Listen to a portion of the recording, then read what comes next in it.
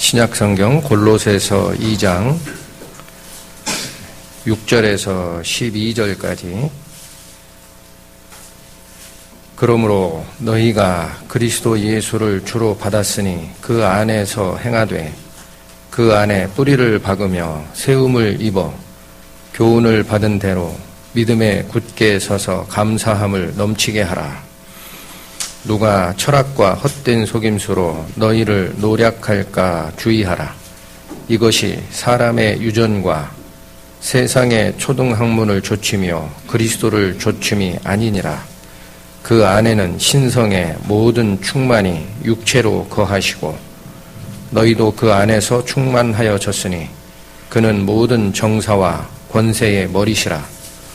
또 그 안에서 너희가 손으로 하지 아니한 할례를 받았으니 곧 육적 몸을 벗는 것이요 그리스도의 할례니라. 너희가 세례로 그리스도와 함께 장사한 바 되고 또 죽은 자들 가운데서 그를 일으키신 하나님의 역사를 믿음으로 말미암아 그 안에서 함께 일으키심을 받았느니라. 3장 1절부터 3절까지. 그러므로 너희가 그리스도와 함께 다시 살리심을 받았으면 위의 것을 찾으라. 거기는 그리스도께서 하나님 우편에 앉아 계시느니라. 위의 것을 생각하고 땅의 것을 생각지 말라. 이는 너희가 죽었고 너희 생명이 그리스도와 함께 하나님 안에 감추었음이니라. 잠시 기도드리시겠습니다. 하나님 아버지, 감사합니다. 죄인된 저들을 불러 주의 자녀를 삼아주신 것도 하나님이십니다. 당신의 자녀를 죄된 속성에서 떠나 하나님의 거룩한 성품으로 옮겨오라 명하신 분도 하나님이시오. 그렇게 할 수 있는 능력을 또한 저희에게 주신 분도 하나님이십니다. 이 시간 하나님께서 저희에게 주시고자 하는 가르침을 상고하고자 하오니 저희 모든 사람의 마음을 주님께서 주관하여 주셔서 성경 말씀이 뜻하는 바가 무엇인지를 마음을 열고 받아들이고 우리의 삶에 힘있게 역사하도록 주님께서 인도하여 주시기를 청하옵니다. 주 예수 그리스도의 이름으로 감사하며 기도드렸습니다. 아멘. 네, 오늘 같이 상고하고자 싶었던 이 주제는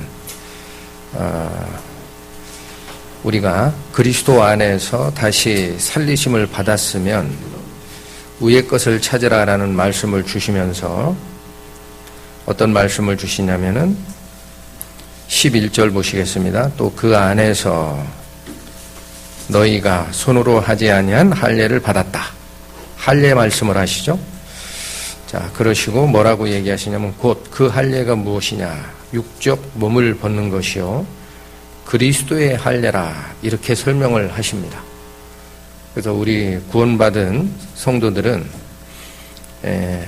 그리스도 안에서 할례를 받은 자다라는 얘기고, 그러면 그 할례가 우리 새로 거듭난 성도들에게 주는 가르침이 무엇인지를 성경 말씀을 통해 상고하는 것이 저희 신앙생활이나 믿음 생활에 중요한 요소가 되겠다라는 생각을 했고, 그래서 그 그리스도의 할례가 무엇인지를 살피는 시간을 이 시간 갖도록 하겠습니다. 근데 먼저 이 할례가 원래 주어지는 과정을 아브라함의 사례를 통해서 우리가 보면 가르침이 있습니다.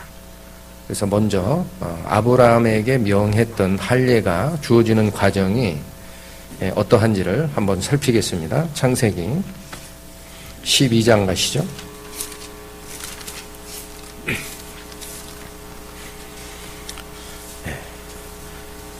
창세기 12장.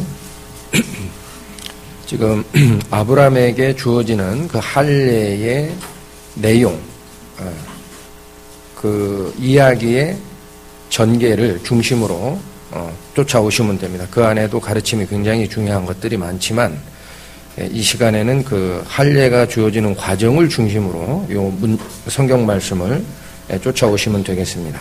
창세기 12장 1절에서 4절을 보시면 아브라함을 부르는 과정이 나오죠. 보겠습니다. 여호와께서 아브라함에게 이르시되 너는 너의 본토 친척 아비집을 떠나 내가 네게 지시할 땅으로 가라. 내가 너로 큰 민족을 이루고 네게 복을 주어 내 이름을 창대케 하리니 너는 복의 근원이 될지라. 잠깐 끊겠습니다. 1절 2절은 2절이 하나님의 약속이었어요. 하나님이 아브라함을 부르시는 목적은 두 가지 약속을 주십니다. 큰 민족을 이루게 하겠다. 이게 첫 번째 약속이에요.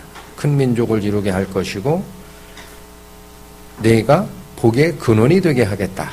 이 두 가지 약속을 2절에서 주시면서 1절이 그 약속을 받기 위한 전제 조건입니다. 어떻게 하라고 얘기하셨죠? 본토, 친척, 아비집을 떠나라. 그렇게 말씀하십니다. 본토를 떠나라라는 것은 지금 시대로 얘기하면은 우리 지역 연고가 있어요. 요즘에 대선이 이슈가 되는데 지역 연고에 가서 호소하죠. 생활 기반이거든요. 그거 떠나라. 지역 연고도 떠나고 친척집 떠나라라는 것은 뭡니까? 혈연, 인연입니다. 지역 연고, 혈연 다 떠나라. 아비집도 떠나라 그랬어요. 이 말씀은 무슨 얘기냐면 크게 보면 친인척과 연결도 되지만 따로 구분한 이유는 그 당시에 아비 그러면 나를 가르치는 가르침의 정점입니다. 항상 아버지로부터 가르침을 받게 돼 있어요. 그것도 떠나라는 얘기예요. 지연과 혈연과 너의 세상적 가르침을 떠나야 내가 너에게 주는 하나님의 복, 나의 복을 받을 수 있다라는 얘기를 주신 거고 3절 4절 너를 축복하는 자들에게는 내가 복을 내리고 너를 저주하는 자에게는 내가 저주하리니 땅의 모든 족속이 너를 인하여 복을 얻을 것이니라 하신지라. 자, 4절 보시죠. 이에 아브라함이 여호와의 말씀을 쫓아갔고 롯도 그와 함께 갔으며 아브라함이 하란을 떠날 때 그의 나이 75세였더라. 자, 요 나이를 좀 기억을 해 주시죠. 그러니까 이 하나님의 부름을 받았을 때 아브라함의 나이가 75세였다라는 겁니다. 그 다음에 이제 여러 가지 다양한 일들이 일어납니다. 그리고 15장 1절 5절 이후에 여호와의 말씀이 이상 중에 아브라함에게 임하여 가라사대 아브라함아 두려워 말라 나는 너의 방패요 너의 지극히 큰 상급이니라. 아브라함이 가로되 주 여호와여 무엇을 내게 주시려나이까 나는 무자하오니 나의 상속자는 이 다메섹 엘리에셀이니이다. 아브라함이 또 가로되 주께서 내게 씨를 아니 주셨으니 내 집에서 길리운 자가 나의 후사가 될 것이니이다. 여호와의 말씀이 그에게 임하여 가라사대 그 사람은 너의 후사가 아니라 내 몸에서 날 자가 내 후사가 되리라. 자, 이게 일단 시기적으로요. 처음에 갈대아 지방에 있던 아브라함을 부를 때 그의 나이 몇 세에 불렀다고 그랬습니까? 75세. 그러면 요 15장 1절에 이 말씀을 주신 때는 요게 아브라함이 83세 때쯤 주셨다라고 얘기를 합니다. 그러니까 몇 년이 경과한 거죠? 8년이 지났습니다. 8년. 그런데 지금 아브라함이 하나님 앞에 하는 얘기가 뭐예요? 처음에 불러낼 때 두 가지를 약속하셨습니다. 하나님께서 첫 번째는 너로 큰 민족을 이루게 하리라. 두 번째로 너는 복의 근원이 되게 하겠다. 그런데 복의 근원은 잘 모르겠는데 분명히 나로 하여금 민족을 이루게 하겠다라는 약속이 있는데 8년이 지난 다음에도 뭐가 없습니까? 자녀가 없습니다. 그래서 하나님께서 다시 나타났을 때 2절 아브라함이 가로되 주 여호와여 무엇을 내게 주시려나이까 나는 무자하오니 나의 상속자는 이 다메섹 엘리에셀이니다 라는 말을 하죠. 이게 뭡니까? 큰 민족을 이루게 하겠다는 약속 제가 분명히 들었는데 왜 나한테 아직 애가 없습니까? 그런 얘기예요. 나한테 뭔가 주시려고 하는 복이 있는데 아직은 애가 없다. 그런데 아브라함이 이 얘기를 한 게 무슨 얘기냐면요. 그 당시에 갈대아 우르 지방, 즉 메소포타미아 지역에 있었던 사람의 관습은 어떤 자가 아들이 없으면 자기 집에서 길렀던 그 종들이나 또는 집사격인 사람 중에 경건한 자를 후사로 세우는 것이 관습이었다. 그렇게 얘기를 합니다. 그러니까 아브라함이 뭐를 제시한 거죠? 분명히 하나님께서 민족을 크게 이루게 하고 복의 근원이 되게 하겠다. 약속을 두 가지 주셨는데 8년이 지나도 애가 없는 거예요. 그러니까 아브라함 생각에는 인간적인 관습을 가지고 하나님 이게 맞습니까? 라고 제시를 한 겁니다. 우리 집에서 기르는 다메섹 사람 엘리에셀이 내가 보기에 경건하니까 이 자가 나의 상속자가 되는 거 아닙니까? 라는 말을 준 거죠. 근데 하나님이 뭐라고 얘기하셨어요? 4절에 여호와의 말씀이 그에게 임하여 가라사대 그 사람은 너의 후사가 아니라 그러시죠. 그러면서 다시 확인합니다. 내 몸에서 날 자가 내 후사가 되리라. 자, 하나를 고쳐주십니다. 내가 너로 큰 민족을 이루게 하겠다라는 그 복은 인간적인 관습에 의해서 이루어지는 게 아니라는 거예요. 네 몸에서 나는 자가 네 후사가 된다는 약속을 하십니다. 그런데 16장에 가면 이 과정에서도 마찬가지 시간이 좀 지났어요. 그래서 16장 요거는 2년 정도 지났을 때라고 얘기를 합니다. 아브라함이 85세쯤 됐을 때 2년을 더 기다린 거죠. 그런데 안 나와요, 애가.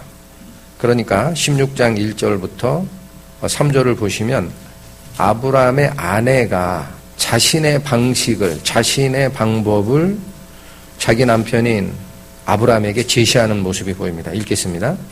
아브라함의 아내 사레는 생산치 못하였고 그에게 한 여종이 있으니 애굽 사람이요 이름은 하갈이라. 사레가 아브라함에게 이르되 여호와께서 나의 생산을 허락지 아니하셨으니 원컨대 나의 여종과 동침하라. 내가 혹 그로 말미암아 자녀를 얻을까 하노라 하매 아브라함이 사레의 말을 들으니라. 상황 전개를 지금 보실 수 있어야 됩니다. 분명히 큰 민족을 이루게 하겠다라는 약속이 있었는데 8년까지도 자녀가 없어서 아브라함이 하나님께 제시한 것은 인간적 관습을 제시한 거예요. 그랬더니 하나님이 아니라 그래요. 네 몸에서 나는 네 아들이어야 한다. 그리고 2년이 지났는데 역시 자기 아내인 사레에서는 태기가 없어요. 그러니까 이 아브라함의 아내 됐던 사레가 이번에는 무슨 방법을 제시합니까? 생각해보니 아브라함의 몸에서 날짜라고 했어요. 하나님이. 그런데 나는 생산을 못하니까 방법이 혹시 이거 아니냐 해서 자기의 몸종이었던 하갈을 첩으로 줍니다. 뒤에 읽어보시면 곧바로 잉태합니다. 그래서 그 다음에 이스마엘이 태어나죠. 그런데 그 상황이 16장 맨 마지막 절 16절에 가면 하갈이 아브라함에게 이스마엘을 낳을 때에 아브라함이 86세이었더라. 그러니까 16장 1절은 아브라함이 85세 때 사레가 다른 방법을 제안을 한 거고 곧바로 잉태가 돼서 1년 후인 아브라함 86세 때 이스마엘이 태어난 겁니다. 자, 근데 17장으로 넘어가면 아브라함의 99세 때 여호와께서 아브라함에게 나타나서 그에게 이르시되 잠깐 끊겠습니다. 몇 년의 갭이 있습니까? 시간적인 차이가? 아브라함 86세 때 이스마엘이 태어났어요. 근데 그 다음 17장 1절은 99세 때 하나님이 나타납니다. 그러니까 이게 바로 앞뒤에 있어서 느낌이 없는데 13년간 약 13년간 하나님의 말씀은 아브라함을 떠납니다. 이걸 하나님이 침묵한 기간이다라고 얘기를 합니다. 왜 침묵하셨다라고 믿음의 선진들은 보느냐면 처음에 인간적 관행으로 후사를 세우겠다라는 것을 제안한 게 아브라함이고 아니다. 네 몸에서 나야 되는 자다. 그러니까 그 안에 사레는 몸종을 첩으로 주는 방법으로 아브라함이 쉬면 되겠다라는 생각을 한 건데 둘 다 잘못된 거예요. 그래서 하나님은 13년 동안 아브라함과 교제를 끊으신 거예요. 굉장히 긴 시간입니다. 그리고 나타나서 하시는 말씀이 다시 읽겠습니다. 17장 1절 아브라함의 99세 때에 여호와께서 아브라함에게 나타나서 그에게 이르시되 첫 번째 말씀입니다. 나는 전능한 하나님이라. 이 말이 무슨 말입니까? 나는 전능한 하나님이라. 내가 바로 세상을 만들고 세상 속에 있는 생명도 만들고 그들로 하여금 호흡과 생명을 유지하게 하는 바로 창조주다. 그런 얘기입니다. 내가 못하는 게 뭐가 있는지 아냐? 왜 이 말 하셨어요? 왜 이 말 하셨습니까? 없는 생명을 만드는 자란 얘기예요. 너는 왜 나를 못 믿느냐라는 거예요. 그러면서 뭐라고 얘기합니까? 너는 내 앞에 행하여 완전하라. 그 전까지는 인간적 관습과 인간적인 방법으로 하나님의 약속을 이루겠다라는 흔적이 남아 있었습니다. 근데 하나님이 그걸 전체를 없는 거예요. 13년 만에 침묵 기간이 지난 다음에 나타나서 하는 일성이 내가 전능한 자다라는 거예요. 그러니 너는 네 생각하지 말고 내 앞에서 행하야 완전한 자가 된다라는 말씀을 주신 겁니다. 그리고 나서 나오는 말씀이 뭐냐면 2절 내가 내 언약을 나와 너 사이에 세워 너로 심히 번성케 하리라 하시니 또 한 번 약속을 확인하는 거예요. 너로 하여 번성케 하는 약속이 있다라고 얘기를 하고 이제는 이름을 바꿉니다. 아브람이라는 이름을 아브라함이라고 바꿔요. 그 아브라함이라는 이름은 열국의 아비, 여러 민족의 아비라는 뜻입니다. 이름까지 바꿔주시고 쭉 얘기를 하면서 10절 보세요. 너희 중 남자는 다 할례를 받으라. 이것이 나와 너희와 너희 후손 사이에 지킬 내 언약이니라. 이때 할례가 주어집니다. 그러니까 아브라함이 99세 때 모든 인간적 방책이 아니다라고 얘기를 하시면서 다시 민족을 이루는 약속을 확인하시고 할례를 명했습니다. 그러면서 나오는 얘기가 17절에 가보면 자 16절부터 보시죠. 내가 15절부터 볼까요? 하나님이 또 아브라함에게 이르시되 내 아내 사레는 이름을 사레라 하지 말고 이름을 사라라 하라. 둘 다를 이름을 계명을 시키시죠. 그리고 이런 말씀을 주신 16절 내가 그에게 복을 주어 이거 누굽니까? 그가 누구예요? 사레입니다. 사라. 내가 사라에게 복을 주어 그로 네게 아들을 낳아주게 하며 자 이제 더 확실해졌어요. 바로 네 아내가 된 사라의 몸에서 나는 애가 있다라는 거예요. 다른 생각하지 마라. 자 그런데 17절 보면 아브라함이 엎드려 웃으며 심중에 이르되 100세 된 사람이 어찌 자식을 낳을까? 사라는 90세니 어찌 생산하리요 하고 마음속으로 한 거예요. 그러니까 사람이 하나님의 그 완전한 약속을 받은 뒤에도 인간적 생각 속에 있었을 때는 웃음밖에 안 나오는 겁니다. 웃음밖에. 야 어떻게 100세 된 내가 애를 낳고 지금 딱 10살 차이죠. 사례는 90세인데 애를 갖겠느냐 하고 속에서 웃었어요. 자 그랬더니 19절 하나님이 가라사대 아니라 내 아내 사라가 정녕 네게 아들을 낳으리니 너는 그 이름을 이삭이라 하라.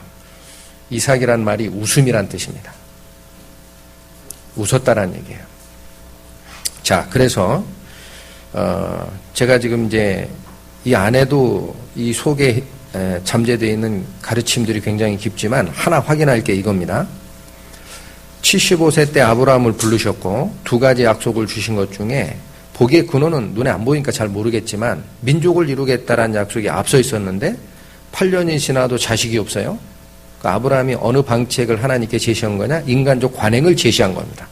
그렇다면 우리 집에서 길르었던 다메섹 사람 엘리에셀이 경건하니 내 상속자가 되는 거 아닙니까? 했더니 하나님이 아니라 그래요. 네 몸에서 나야 된다. 그랬더니 2년 기다려도 사례의 태기가 없으니까 사례가 다시 인간적인 계획을 가지고 나왔죠. 당신의 몸이면 첩도 되는 거 아니냐 이거죠. 굳이 내가 아니어도 된다. 그러고 또 제기를 했더니 이제는 하나님이 13년을 무언의 기간을 두십니다. 네 맘대로 해보란 얘기예요. 안 된다. 하고 나타나서 일성이 뭡니까? 아브라함한테 나는 전능한 하나님이라 그래요. 내가 다 할 수 있다. 너는 내 앞에서 행해서 완전한 자가 되어야 한다. 하고 할례를 주시고 사라의 몸에서 날짜 이삭을 얘기를 하십니다. 그렇다면 할례가 어느 때 주어진 겁니까? 첫 번째 의미. 할례가 언제 주어진 거예요?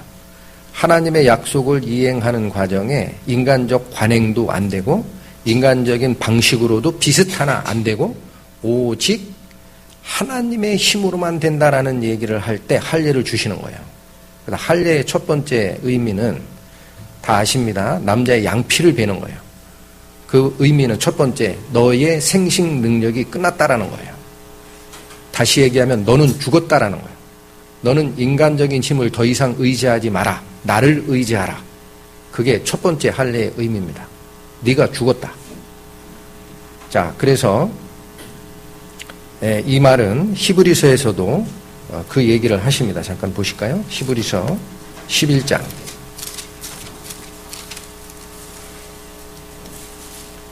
11절부터 12절.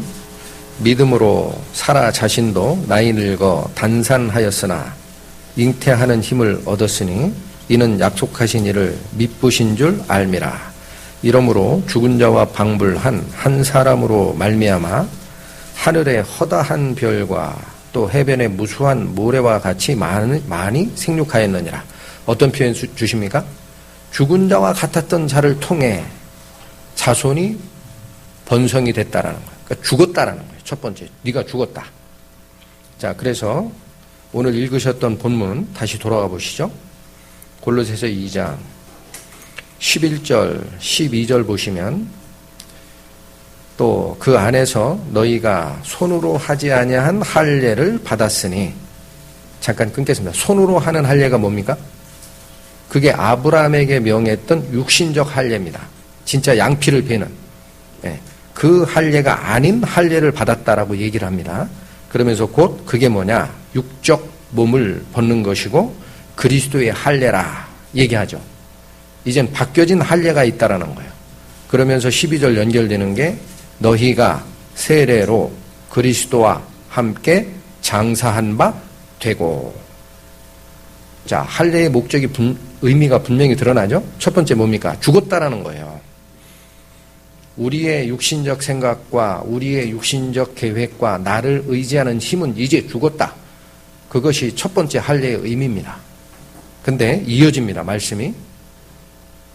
또 뭐라고 또 죽은 자들 가운데서 그를 일으키신 하나님의 역사를 믿음으로 말미암아, 즉 예수님이 십자가에 돌아가셔서 죽으셨지만 그분을 부활시킨 하나님의 능력을 우리가 믿음으로 말미암아 그 안에서 함께 일으키심을 받았느니라. 무슨 뜻입니까? 이게 두 번째 할례의 의미입니다. 연결되어 있지만 하나는 내가 할 수 있는 힘을 버려라. 너는 죽었다라는 뜻이 할례라면 그냥 죽어있는 상태는 아무것도 아니에요. 다시 살렸다 그랬죠. 근데 여기 분명히 수식어구가 어디서 일으킴을 받았다라고 되어 있습니까? 그리스도 안에서 함께 일으키심을 받았다라는 거예요. 그러면 누구 안에서 산 겁니까? 그리스도 안에서 산 겁니다. 그러니까 우리가 구원받을 때 세례의 의미가 그 뜻인데 침례를 하는 이유가 물속에 완전히 잠기는 게 뭐예요? 장사됐다는 뜻입니다. 십자가에 돌아가신 그리스도와 연합하여 내가 죽은 바 됐다라는 뜻이고, 다시 일으킴을 받는 것은 이제는 그리스도 안에서 살림을 받았다.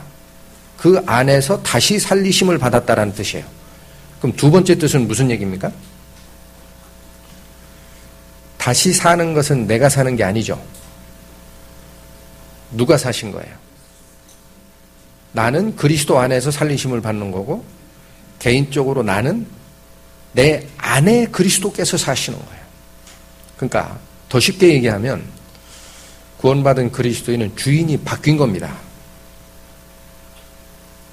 그게 굉장한 뜻입니다. 구원받은 그리스도인은 더 이상 내가 나의 주인 자리에 앉아있으면 안 됩니다. 내려와야 됩니다. 누가 그 주인 자리에 올라가 계셔야 맞습니까? 그리스도가 주인이 되시는 거예요. 주인이 바뀌었다는 얘기예요.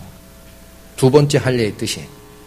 자, 아브라함으로 얘기하면 어떤 상황이 된 겁니까? 네가 생각하던 인간적 관행도 아니고 네 아내가 생각하던 인간적인 방식의 하나님의 약속 성취도 아니고 오직 나는 전능한 하나님이라 그러셨죠. 이제 하나님의 힘으로 하라 이거예요. 그게 주인이 바뀐 거예요. 자, 그 말씀 찾아보겠습니다. 마태복음 6장.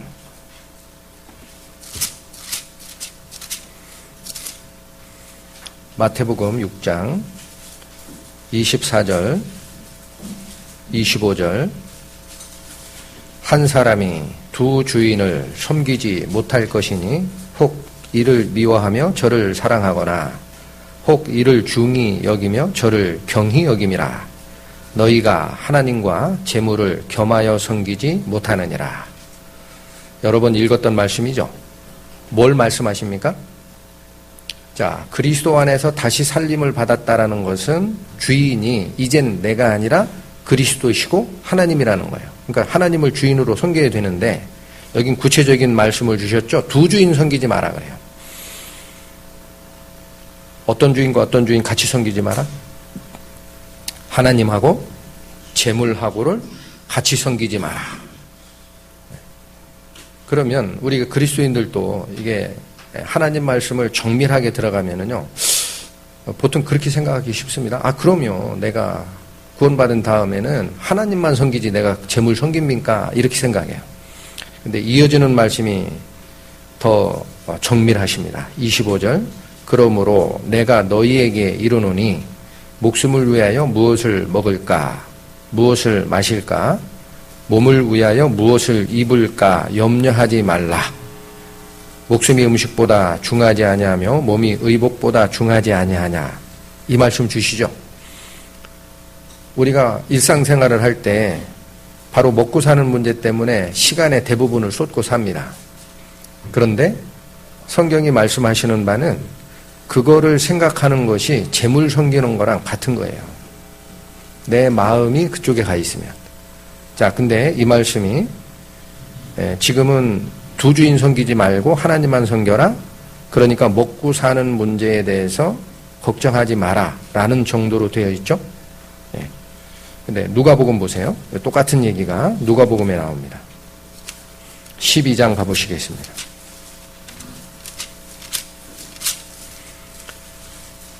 누가복음 12장 29절에서 31절. 너희는 무엇을 먹을까 무엇을 마실까 하여 구하지 말며 근심하지도 말라. 이 모든 것은 세상 백성들이 구하는 것이라. 너희 아버지께서 이런 것이 너희에게 있어야 될 줄을 아시느니라. 오직 너희는 그의 나라를 구하라. 그리하면 이런 것을 너희에게 더하시리라. 자, 30절 보세요. 왜 근심도 하지 말라라고 했느냐? 이 모든 것은 누가 구하는 거라고 되어 있습니까? 세상 백성들이 구하는 거라 그래요. 그러니까 하지 말라 그래요. 그러면서 뭐라고 하냐? 너희 아버지께서 이런 것이 너희에게 있어야 될 줄 아시느니라. 여기 너희 아버지 누굽니까? 하나님입니다. 그러면 여기서 두 가지 얘기가 나오는 거예요. 세상 백성들이나 그런 거 구하고 있는 거다. 그런 얘기를 한 겁니다. 첫 번째가. 이 말이 무슨 얘기입니까? 우리 구원받은 자는 세상에 속한 백성입니까? 하늘에 속한 백성입니까? 하늘에. 요한복음 요건 참고만 하세요. 17장에 가보시면 예수님께서 마지막 기도를 하십니다. 이게 소명의 기도라고 표현하는데 거기 가보시면 내가 아버지의 말씀을 저희에게 주었사오매 세상이 저희를 미워하였으니 이는 내가 세상에 속하지 아니함 같이 저희도 세상에 속하지 아니함을 인함이니라. 그렇게 되어 있어요. 그러니까 구원받은 성도들은 세상에 속한 백성이 아니라 어디에 속했다는 뜻이죠? 하늘에 속한 백성이라는 거예요. 그러면 세상 백성들이나 이런 것을 구한다라는 말은 무슨 말인가요? 우리도 육신을 가지고 있으니까 먹을 거 생각하고 해야 되잖아요. 근데 그런 거 염려하지도 말라. 그건 누구들이 구하는 거다? 세상 백성들이나 구하는 것이다. 그렇게 돼 있어요. 그게 무슨 뜻일까? 조금 더 들어가 보겠습니다. 창세기 3장 17절 보세요.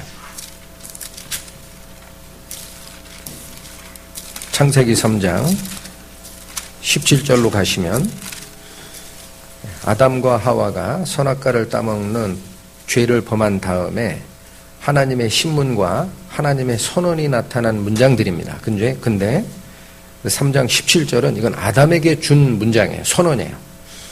보겠습니다. 아담에게 이르시되 네가 네 아내의 말을 듣고 내가 너더러 먹지 말라 한 나무 실과를 먹었은즉, 다시 말하면 뭐예요? 죄를 범하였은즉, 더 정확하게 얘기하면 뭡니까?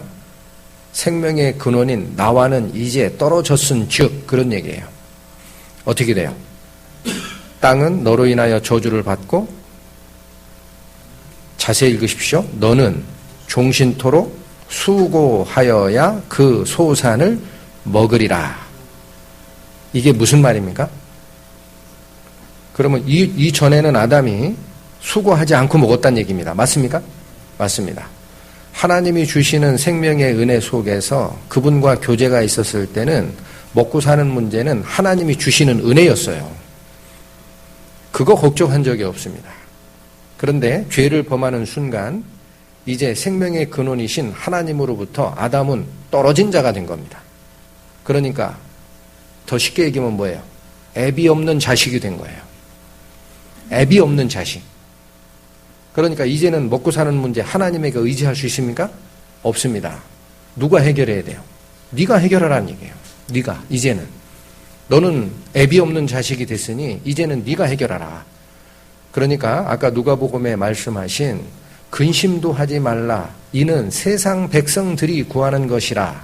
라는 그 말의 의미는 하나님, 생명의 근원이시고 은혜를 주시는 하나님을 아버지로 부를 수 없는 세상 백성들은 애비 없는 자식이니까 지가 생계를 책임져야 된다는 거예요. 근데 우리는 어떻습니까? 다시 그리스도 안에서 살림을 받았죠. 그러니까 그건 누가 책임지게 돼 있습니까? 아버지께서 책임지시는 거예요. 그게 다른 겁니다. 그러니까 이제 인생의 목적이 주인이 바뀌었다라는 말은 다른 거 걱정하지 말고 내가 생각하는, 그러니까 하나님께서 우리에게 명하시는 중요한 일을 하라는 거예요. 그것이 하나님 아버지를 모시는 그리스도인들의 기본적인 생각이다라는 겁니다. 주인이 바뀐 상태는 이렇게 되어야 한다라는 겁니다. 자, 그래서 조금 더 구체적으로 갑니다. 그러면 구원받은 그리스도인이 주인을 하나님으로 주인석에 바꿔서 앉혀 놓으신 상태라면, 그분이 거기에 계신 상태라면 지침들이 나와요. 이제 보시겠습니다. 마태복음 10장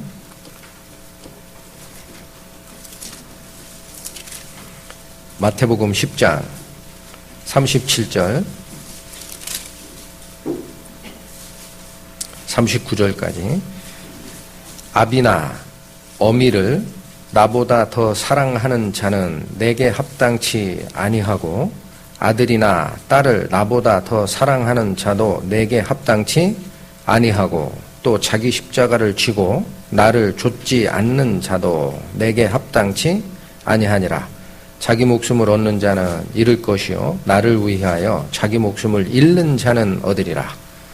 무슨 말씀 주신 겁니까? 37절 보시면 아비나 어미를 나보다 더 사랑하는 자도 나한텐 합당치 않다 그래요. 또 아들이나 딸을 나보다 더 사랑하는 자도 내게 합당치 않다. 그렇게 얘기합니다. 어느 말씀과 비슷합니까? 처음에 아브라함을 갈대아 지방에서 하나님의 약속으로 이끌어내실 때 명한 3가지가 있었습니다. 너희의 본토를 떠나라. 너희의 친척을 떠나라. 모두 떠나라. 아비집도 떠나라. 이제는 너를 이끌고 가는 교훈과 네가 사는 근간은 하나님이지 너희의 육신적 아비나 너희의 육신적 자녀들이 아니다라는 거예요. 그거를 하나님보다 더 사랑하는 자는 마땅치 않다라는 거예요. 왜 마땅치 않습니까? 왜 마땅치 않습니까? 하나님을 주인으로 섬기는 게 아니니까.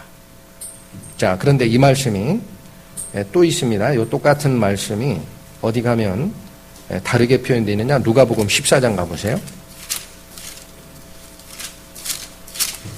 누가복음 14장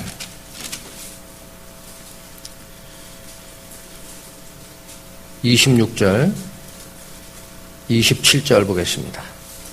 무릇 내게 오는 자가 자기 부모와 처자와 형제와 자매와 및 자기 목숨까지 미워하지 아니하면 능히 나의 제자가 되지 못하고 누구든지 자기 십자가를 지고 나를 좇지 않는 자도 능히 나의 제자가 되지 못하리라.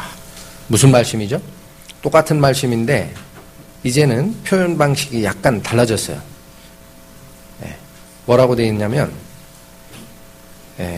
부모와 형제와 처자를 그 다음에 자기 목숨을 미워하지 않는 자는 내 제자가 안 된다 그러셨죠.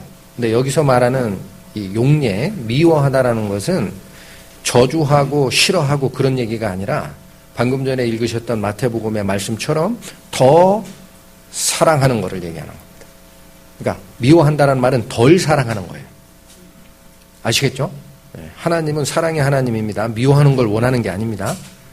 덜 사랑하는 걸 지적한 건데 똑같은 맥락인데 여긴 말씀이 합당치 않다라는 그 말씀 대신에 어떤 표현을 쓰셨습니까?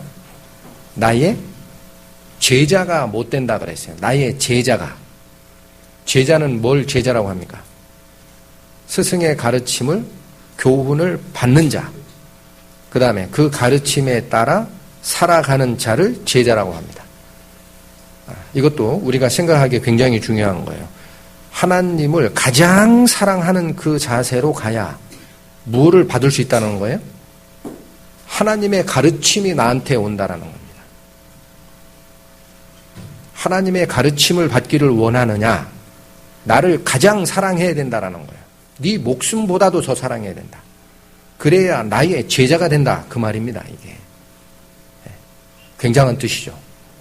그러니까 하나님보다 더 위에 놓는 거, 가치든 습관이든 또는 나의 무슨 취미든 자녀든 부모든 간에 하나님보다 더 위에 놓는 자는 하나님을 주인으로 섬기는 게 아니기 때문에 그의 가르침이 나한테 올 수 없습니다.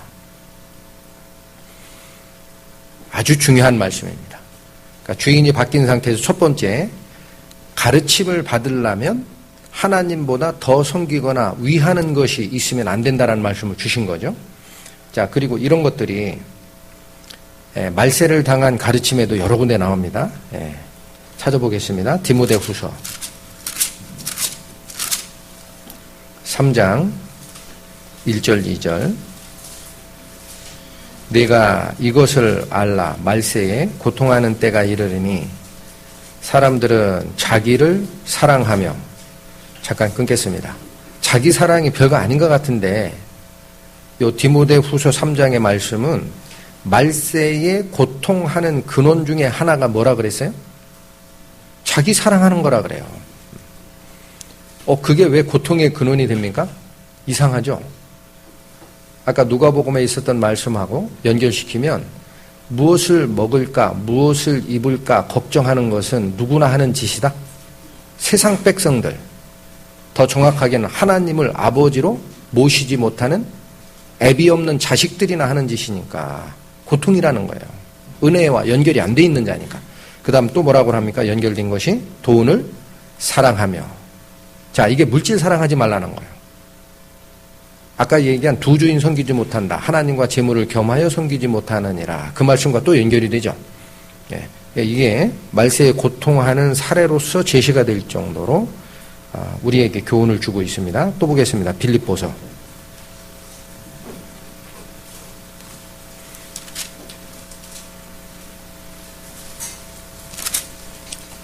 빌립보서 3장 19절 저희의 마침은 멸망이요 저희의 신은 배요 그 영광은 저희의 부끄러움에 있고 땅의 일을 생각하는 자라. 이게 잘못된 가르침으로 교회에 들어와서 해치는 자를 지적한 말이었습니다. 어떤 자예요 지금? 그 사람들은 결국은 멸망할 자들이에요. 지옥 갈 자란 얘기입니다. 그 다음에 그런데 그들은 뭐를 섬깁니까? 배를 섬긴다라고 돼 있죠. 그들의 신은 배요라는 말은 먹고 사는 거 그거를 하나님처럼 섬기는 자라는 얘기예요. 그리고 그 영광은 어디에 있습니까? 저희의 부끄러운 일에 있어요. 이것도 무슨 얘기입니까?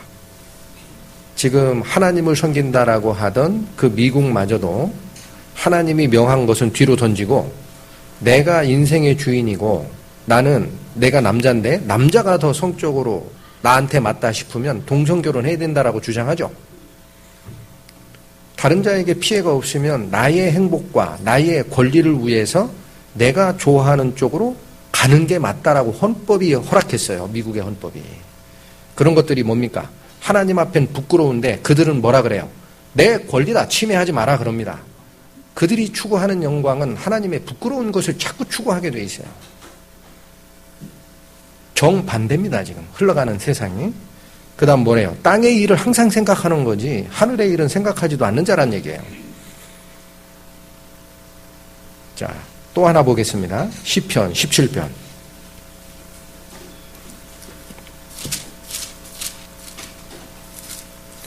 시편 17편 14절 보시겠습니다.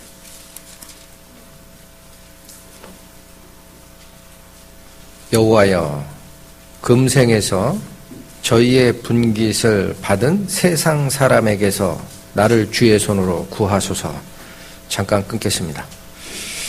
금생에서 분깃을 받은 자, 다른 말로 세상 사람에게서 나를 구하소서라는 말을 먼저 하셨죠. 이게 세상 백성들이에요. 그 사람들은 죽은 이후에 하늘나라의 유업은 없습니다. 그들의 끝은 마침은 멸망일 뿐입니다.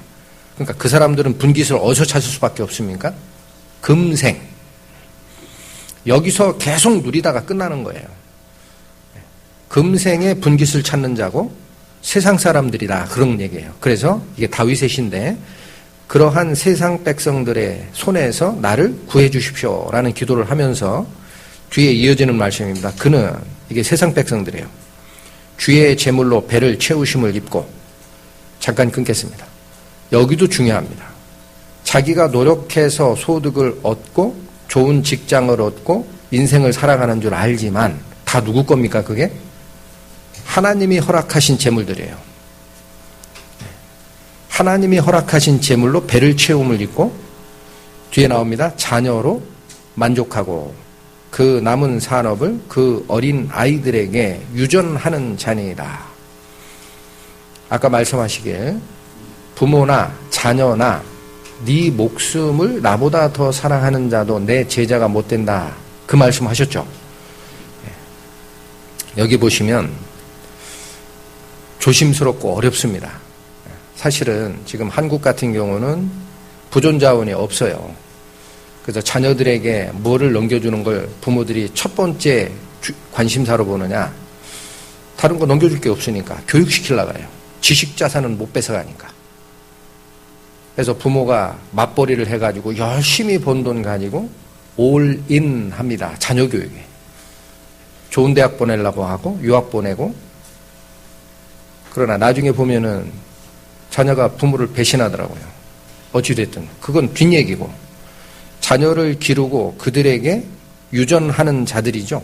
그리고 남은 산업은 어떻게 해요? 그 어린이들에게 상속 물려주는 걸 업으로 생각해요. 왜 세상 백성은 이럴 수밖에 없습니까?